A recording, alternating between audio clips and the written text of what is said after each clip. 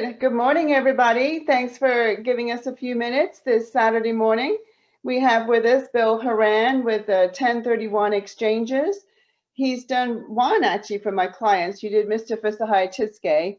And then also he was highly recommended by Chris Upham at Keller Williams. He's done quite a few there. And then when I spoke with Bill, it turns out that my accountant, Arun Serene, who's going to be here next Thursday evening for the taxes, reporting your investment properties on your taxes.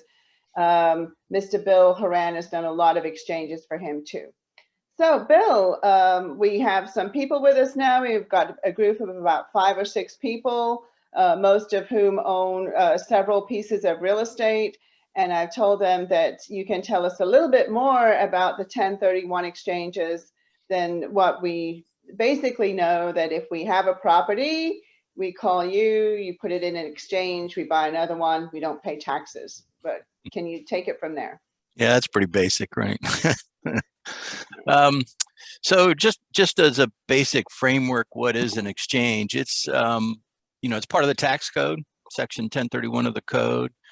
And it gives business, investment, real estate owners, rental property, land, commercial, apartment buildings, that sort of thing, the ability to trade that investment, swap it, exchange it for different property someplace else, as long as the new property is also business investment. So just think of it as moving your rental someplace else or moving your land someplace else.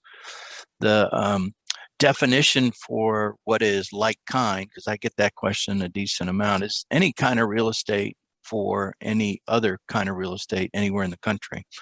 So you can go from dirt into a rental townhouse, apartment building, warehouses, hotels.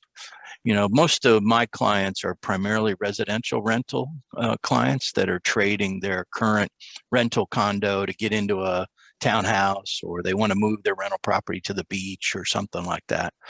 So the majority of my clients are regular residential folks moving their investments. And the basic premise is you don't have to be locked into a property, right? It's making money or it's not doing well or whatever, and you want to move it someplace else, change the type, change locations, spread it out, because exchanging is about value. If you give up a $500,000 townhouse, rental townhouse, you could go buy $250,000 condos. So it's about replacing that investment and moving it someplace else. So it's not a one for one, I guess, is part of what. So you can do the commercial property to the residential property. Yeah, it's done a lot. Usually what I see is somebody starts with residential and then they try to graduate into commercial of some sort. They're going into office condos or something like that, or they try to get into a multifamily, a little fourplex or something like that. And then some clients try to jump up to do like a triple net, like a Dollar General store or, a Verizon store or something like that. But yeah, I see all kinds of stuff. Everybody's moving real estate all over the place. I don't know why. Nobody wants to pay taxes. I don't understand it. So the purchase price of the next property has to be higher than the current property. Is that still in effect? Yeah, the basic logic of an exchange is you're moving the whole investment someplace else. And the real number is, let me just use an example. I'm selling my rental townhouse for $500,000. I will lower that number by my selling costs, commission, transfer taxes, that kind of thing. So maybe I'm down to $475 by the time I pay my costs to get out. That's the number I need to go buy and replace my investment. And the second piece to that is put all the cash back in. So the basic premise is to not pay tax, replace your investment. And so you're looking to, replace that 475 number, put all the money back in. So just from a logical standpoint, you own something worth 475, you got a certain amount of cash in it. You go buy again at 475 someplace else and put all the money back in. Nothing changed but the address. Financially, you're in exactly the same position you were in before. So that's the basic logic. And it's not one for one. I could sell 2, whatever that value is, and replace it with 1, or sell 2 and buy 2. It's value for value. How strict are those time frames of finding a property within 45 days and then buying within 6 months. What if somebody well, we've got a couple of scenarios I'll ask you about. What if somebody puts a contract on a new home and then the builder is delayed in finishing the home? What happens then? And we go past the 180 days? Yes. Yeah, that's the definition of a taxpayer. So Okay. this stuff is in the law, so there's Okay. no wiggling. The government gives out extensions every once in a while. We got one with COVID last year, but no more recently. And that usually happens when there's a natural disaster, like Texas got extensions, because they were messed up down there. Okay. But otherwise, it's in the law. You can't call Senator Warner, Tim Kaine, and ask for an excuse. And what about going backwards? We've heard something about buying first or something. Is there something about do you have to buy after you've sold? Yeah, good question. So the law, the 1031 law, is driven around the old Starker case. You may have heard the term Starker exchange. He was in the timber company, in the timber business. He gave up his land and later got replacement property in that sequence. He gave up and then got new property. So the law was written around that sequence, sell and buy. And then, the government knows people want to do this stuff backwards. They want to go buy the new one ahead of time. So they gave us a revenue procedure for reverse exchanges. It's not as easy as it sounds. So I'll give you one scenario. There's different ways to structure these I'm things. going to get my pen now. Sure. Okay. You find the new one, and you got competition to buy it. You don't want to lose it, all that sort of stuff. So we'll create holding companies, little LLCs, and it's called an EAT, an exchange accommodation title holder. And so that would step in and buy the new one for you. So it's a temporary owner, and that's its name, is exchange accommodation title holder, so that the property doesn't go away. So we hold it temporarily, and then you sell your relinquish, the one you're getting rid of, and buy from this holding company that's waiting for you. So there's a mechanism to do it. Much more expensive, much more complicated, because we're putting a temporary owner in place. I mean, it comes with all the issues that you can imagine with putting a temporary owner in place. So that temporary owner has to file taxes that year? No, actually we don't, because we're acting on behalf of the client. And you got to remember, this is all made up by the government. So they just carved us out to give us the ability to step in and own property temporarily. Okay, so they don't need to go get their own temporary holding company. Right. They could call 1031 exchange or whomever, and there'd be this mechanism, this EAT, exchange accommodation title holder, right, that could purchase the property, in essence, hold it until the other property is relinquished. And that has a clock on it too. We can only hold 180 days. So no matter what, in the exchange window, it's 180 days. The clock start at different times, and many times they overlap, but we've still got the constraint of time to get things done. Okay. And then one thing, being aware of your depreciated basis in your primary property. Can you tell us a little bit about that? Because I think that defines the people who have their accountants do all their paperwork versus the people who are trying to do that themselves. Yeah. So when you own a rental property, you get to depreciate it, right? You're in the rental business, so you depreciate your property, and that's all part of gain. So when you own a rental property, you have both appreciation, the amount it goes up in value, that's your capital gain, and that's typically at 15%, right? When you cash out, you typically pay that at 15% long-term capital gains. But you also get depreciation on your property, right? So each year you're getting a paper write-off. So you lower your basis. You bought it at a certain dollar amount, and then each year you get a little paper write-off, and that lowers that basis. So that basis, that original cost when you buy it, that adjusts every year. It goes up for new dollars in, like you put in a new bathroom or new roof or something like that. You put more money in the deal, and then it comes down for depreciation. And when you sell it, you cash out, you have to pay all of that back, right? The appreciation at 15%, the depreciation gets picked up at a maximum of 25%. And that is something most people miss. They don't understand that they get that write-off every year, but if you cash out, you got to pay that back. When you do an So you're exchange, it all goes forward to the new property because it's the same investment. It's called continuing investment. You're just continuing the investment to the new property. So when you recapture the depreciation that you've written off, that is taxed at 25%? A maximum of A 25%. maximum So, of so it 25%. depends on what bracket you're in. And most of my clients are in the 24% bracket, but it depends on how big the numbers are, right? Because, sometimes I got clients, they've owned a property 10, 15 years. They got a lot of gain built up in that property. They sell it and they put all that gain on their tax return. They're rich for the year, whether they knew it or not. And so things ripple through that tax return. It push you into a new bracket, other things kick in because we have a progressive tax system. The more you make, the more you pay. So other things start kicking in on that tax return. Okay. But if you do the 1031 exchange, tell us how the depreciation rolls forward to the new property. How does that happen? Yeah. So, I was using that example of, a $500,000 property. You have a basis in that property that's adjusted over time that will carry over to the new property. In fact, that's what it's called, is carry forward basis. And so in that new property, that same old basis is there. It carries into the new property along with all the gain, both the profit that you made, the amount it went up in value, and the depreciation you took. Because in the eyes of the government, it's the same investment, just at a different address. It's still the same real estate investment, and you keep going.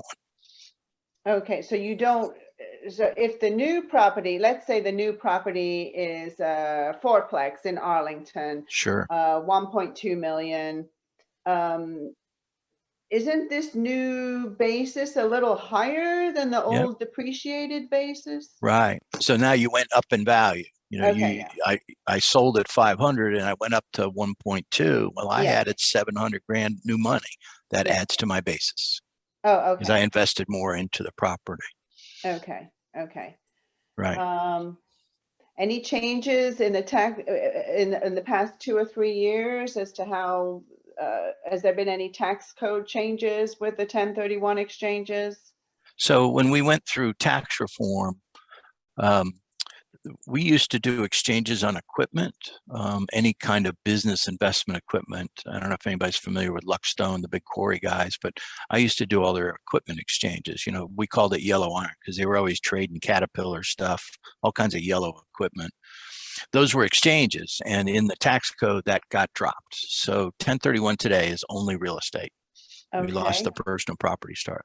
The rest of it, timing, all that stuff has remained the same. What we Okay. are watching very closely now is the new administration. So on the campaign trail, one of President Biden's think tanks put out one of their white papers on taxes, and they called for killing 1031. We have a So question from Frank Fannin. Oh, I'm sorry. I didn't mean to interrupt his thought process there, but that's right. yeah, thank you for putting this together, Karrina. This is wonderful. My question is, if they do a change in the tax law in reference to capital gains and things like that, is that usually effective immediately? Because I know a lot of investors are scared that the capital gains tax might be increasing and they want to sell the properties now. But let's say if in October the Congress passes an increase in capital gains, would that be effective immediately or through the end of this year? How does that usually work? Yeah, so technically they have the right to, make it retroactive. I think they'd be committing suicide if they do that.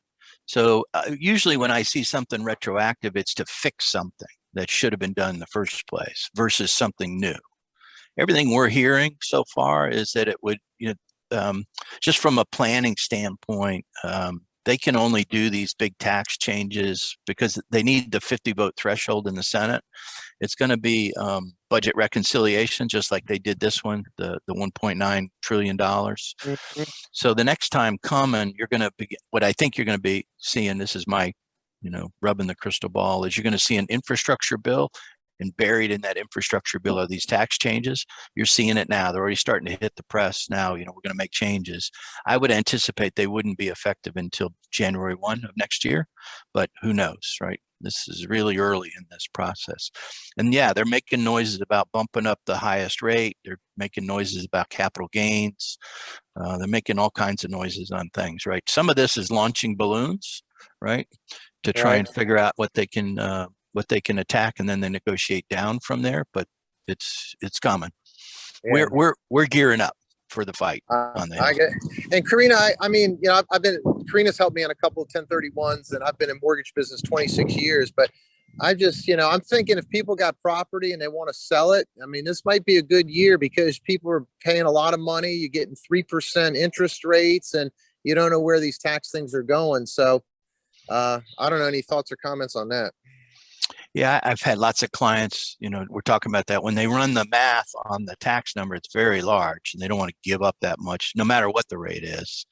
So I've got some clients, they're strategizing to just move their investment someplace else, right? Because that's what exchanging is shift the asset someplace else, and then maybe ride out this administration and just sort of reposition themselves, for the longer haul, not really knowing what the future is.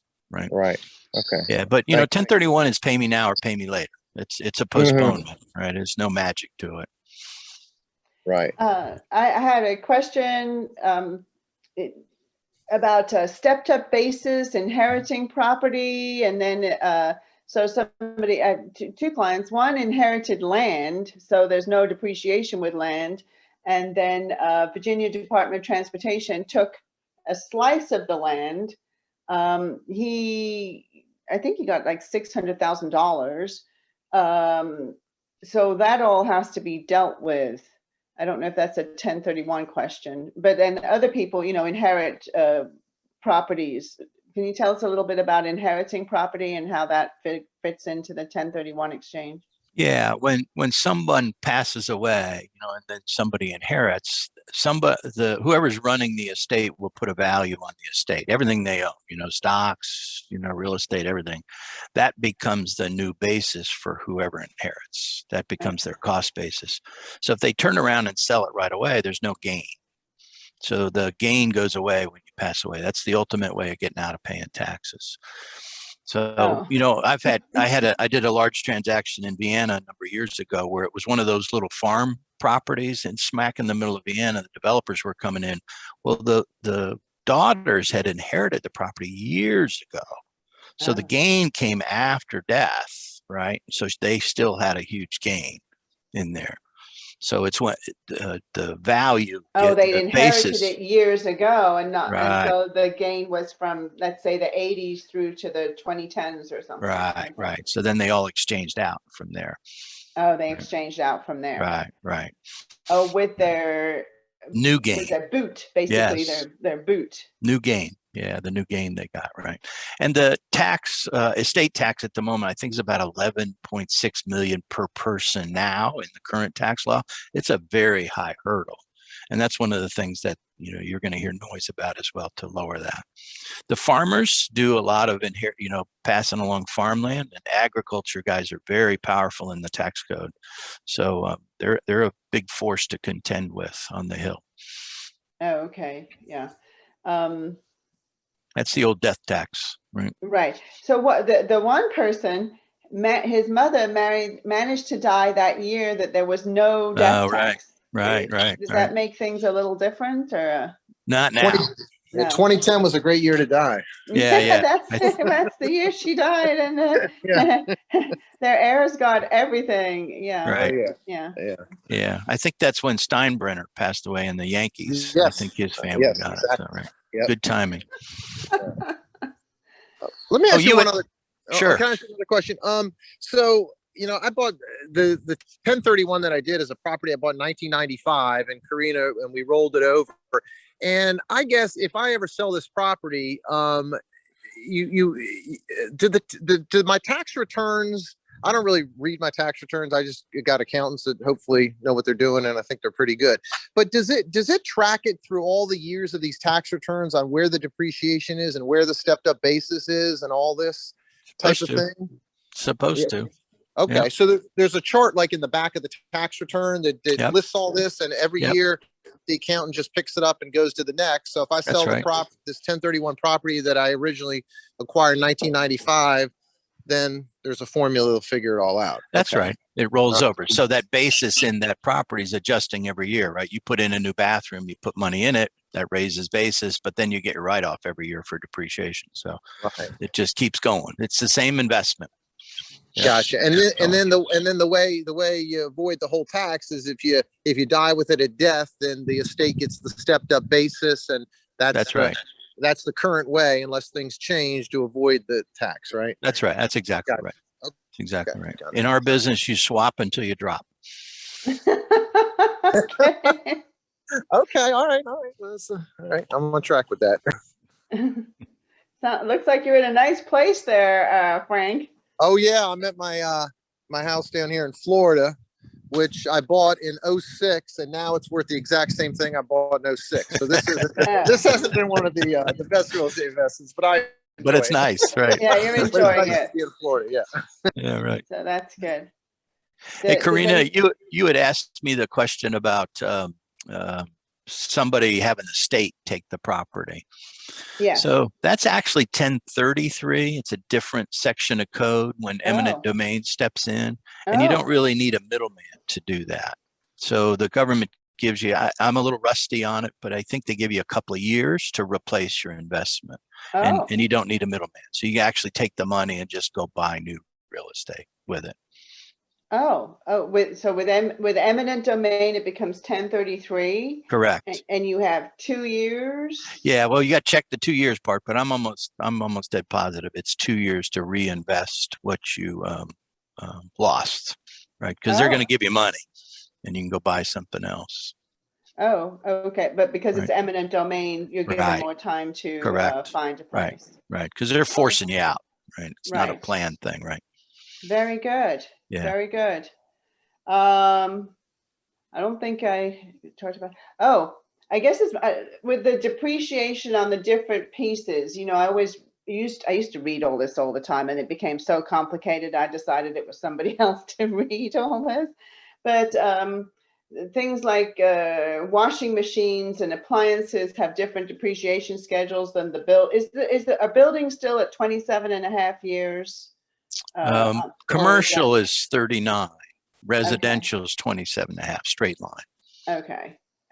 Right. Are they doing the fast depreciation that they put in the 80s under Reagan, or is that finished now? That's done. Yeah, been Okay. gone for a long time. Okay. Different things you buy may have a faster write-off, but that's an Arun question. That's the That's an tax Arun question on question. Schedule E, right? The Okay. depreciation. And what if somebody holds the current property in an LLC, Mhm. and do they have to buy the next one in the same LLC?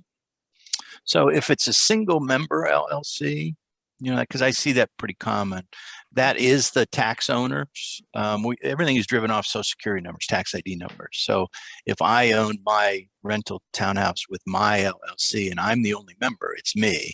So I can actually buy the new one in my own name. Okay. So because it's me, it's my little business and it's on my tax return, I can buy the new one in my own name. If it's a multi-member LLC, like husband and wife created a partnership and the LLC owns the property, that files the tax return because it's a partnership, it's a different business, then that business has to be the new buyer on the replacement side because it's all about taxes. So the same tax owner that sells, it's got to be the same tax owner that buys. Typically what we see is single member LLCs, right? Because they're easy to come and go out of. It's my little business.